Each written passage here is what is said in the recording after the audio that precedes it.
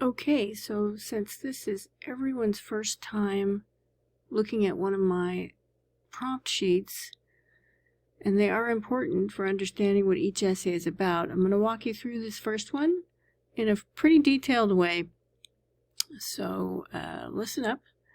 We're going to hack that prompt. We're going to check out each part of it, figure out how to read it efficiently, understand what each part is for, etc. So I know you probably can't see this document very well. Hopefully you have downloaded it and can look at it another time. It's not that important right now that you are able to read everything on the screen, but I want you to notice the sections because that's going to be the same in every prompt sheet you get for the essay assignments we do in our class. I always open it with a reading overview. That's going to list everything we're going to read during the course of this assignment, including the textbook. Okay. You'll probably notice as we go along that that list will get longer and longer because we'll be reading more and more complex issues and multiple articles about the same topic so that we can get different perspectives on them. Those are never going to be due all at the same time. So I noticed that some students see the list and sort of freak out for a minute and think, oh my God, I have to read all this stuff this weekend. No, that's never going to be true. It'll be spread out. Usually at the beginning of the assignment is when we do the most reading, but sometimes it'll be a bit more spread out than that. Section 2 is background. This is where I'm trying to give you a sense of what I have in mind for this topic, the kind of questions that I've been thinking about, the kind of ideas that I think are interesting. You guys usually think of even more things to add to this list, but this is to get you started. So it can be a way to kind of brainstorm some additional ideas based on the initial sort of introduction I put on the assignment sheet. That's what the background is. It's like intro to the topic. Okay. The most important part of the sheet, of course, is the writing task. I sometimes call this writing task. It's also known as the prompt, meaning the essay prompt. So sometimes it's a question, sometimes it's not, but it's always really the main thing that you're going to have to do and respond to when you actually write your essay. And then at the bottom of the sheet will be the due date, the minimum length, and not for this one so much, but if there are any research requirements, those will also be listed. For this one, we're only reading one article, so you don't really have to do any research at all. Beyond that, we are going to start learning about that in essay number 2. So let's take a closer look at the prompt section. Again, I am trying to give you some hints here about what I'd like you to do. And so I want you to notice that just like every other part of the assignment sheet, there's an introduction, the bullet that starts with using Hatch's essay. There's the actual prompt, which is always going to be in bold, and then there's some follow-up commentary.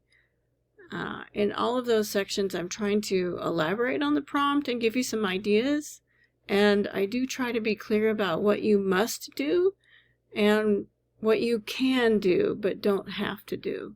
And I'll talk a little bit more about that as we get to the next slide. So let's look a little more closely. We're going to zero in on the intro. Using Hatch's essay as inspiration. Well, what does that mean? That could mean a number of things. And I'd love to hear what you guys think it means when you first read it. I may set up a discussion for that. We'll see. It means it's a really common technique in English classes to give you essays to think about. And there are a couple of reasons for that. One, well, it's just great to practice reading. And when we all read the same thing together, it's easier to have a discussion about it, particularly online. It's also great to see how other writers handle putting together an essay that's been published somewhere. This essay, Hatch's essay, was published on Medium, so it's a little bit more like a blog. It has kind of a journalistic tone to it, but it still is an essay, although it's a much longer essay than your essay one will be. So keep in mind, your essay will be much shorter than James Hatch's essay. So we can use it as a model. We can use his techniques. We can think about how he organized his essay. What did he talk about first? What did he talk about second and third? What did he talk about at the end? What was his purpose in putting things in that order? What's the main thing he wanted his audience to learn? We can even really focus in and use Hatch's essay to learn things about how sentences are written. You know, I always encourage people to really look at words and sentences and paragraphs. If you're reading something and you think to yourself, wow, that's really cool, or I really like how that writer said that, make a note of it somewhere, because you can learn to use that word or sentence style yourself. That's not really considered copying. We're just trying to adapt what someone else has done to our own experience and for our own essay. Looking at the actual prompt, one thing you can use it for is as a brainstorming tool. Because notice I say keeping in mind such factors, which is plural. There are many possible factors to think about. I listed some common ones that I could think of, but this is not meant to be a complete list at all. So some of you are going to be brand new freshmen. You might be 17 or 18 or 19 years old. Some of you are going to be returning students who could be any possible age. I'll tell you, so far the youngest student I've had was 15. The oldest student I've had was in her mid-80s. She didn't like to tell exactly how old she was. So I've had the full range. Who knows who will show up in our class? We'll see, and hopefully we'll find out. Your background, that one could mean so many different things. That could mean your ethnic background, your religious background, your social background, your class background, your experience with sports, your experience with school. You could almost interpret that in any possible way you wanted. Your interests, what do you like to do? What do you hate to do? What are your hobbies? Do you like to read or not? Do you like English class or not? If you're a continuing student, have you been interested in what you've learned so far in college or not? The same could be true for your experiences. You've probably had a positive or negative, very likely both, experience at different schools you've attended, even possibly Long Beach City College. Things are never perfect. Also, we're in a pandemic, so it's definitely imperfect. And what's your experience with that? Are you having difficulty? Are you having successes? Have you done great in school before? Have you struggled in English class before? Are you confident about your ability to succeed in our class, in other classes you're taking? But just like interests, experiences could also apply to anything else. Anything in your life is an experience. Your family, you have experiences with them. Your friends, with them. Your social groups, with them. Now online, our social interactions are very different, maybe, than they once were. And then we go on with the prompt to the actual task. Explain how your unique qualities may aid or impede your academic progress. So you could use the first half of the prompt as a brainstorming exercise and just list on a piece of paper or by typing all the things you can think of about yourself. And then once you've written them down, think about, well, what's unique about me? And then narrow it down even more. What about me is going to help me as I try to finish my schooling at Long Beach City College and maybe transfer somewhere else or finish a certificate? What's getting in my way? That's what impede. An impediment is something that gets in your way. What's getting in your way? What's making it a little bit harder to get your work done? I can think of a lot of things that might qualify for that. So, before you've even really decided what you want to write about, reading the prompt really closely can help you think about dozens of possible ideas that you could possibly use in the essay. I'll talk more about brainstorming in another video. I usually don't stop there. I'll ask the prompt, I'll add some extra information after the actual prompt to give you some more hints about what you could do. So notice I say you can use some of Hatch's rhetorical moves.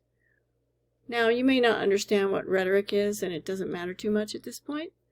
Rhetoric is the art of argument. We'll be hearing about that later on in our class. It's the art of argument. It's the logic of argument. It's how you put your argument together in the most convincing way possible so that readers are most likely to agree with you. And so, thinking about, again, I'll go back to the logical order. How did Hatch, the author, organize his essay? What were some of the things he really focused on and spent a lot of time talking about? One of the keys of good writing is that if an idea is really important to you, or it's important to your argument, you're going to spend more time on it. Because writing, the point that takes up the most space in your essay is usually the one that's the most important. If there's something you want to bring up that's of secondary importance, or it's just an idea you want to mention briefly at the conclusion, you're going to spend less time on it. So that's also part of rhetoric, deciding what you're going to have more detail, when are you going to have more detail, and when are you going to have less. These are very small adjustments you can make to put your reader's attention on the ideas that are most important to you. Notice as we get to the end of this section, I say a couple of additional things that could help you. There are parallels. You could talk about something very similar, in other words, to what he's talking about. One of the things I liked about this essay is that he kind of went into his classes with some assumptions about the other students, but then he was willing to admit he was wrong about them. And you might think about a time, obviously you're not at Yale, obviously you're not an older student, probably like he is, and unless you're going to surprise me a lot, you're probably not a former Navy SEAL. But you are a college student, and there may be an experience in your past, in high school or college, during which you misjudged a student also. And it could have been in a completely different way than Hatch does. But that gives you a latch, right? You can make a connection to from your experience to Hatch's experience. And in that way, you would be satisfying the last thing I say here, which is to use or respond to at least one detail from Hatch's essay. This is more instructional than suggestive, right? It directly says, include a brief summary of Hatch's essay in your intro paragraph. As you read chapter 1 and the preface and the introduction of our textbook, you'll see they'll be talking about why they called their textbook They Say, I Say. The best arguments respond to what someone else has already said. And so that's why we're going to start with a brief summary. Brief is key. Could be just a couple of sentences. Brief summary of Hatch's essay in your first paragraph, so that you're not just suddenly talking about college out of the blue. You have a reason to do so.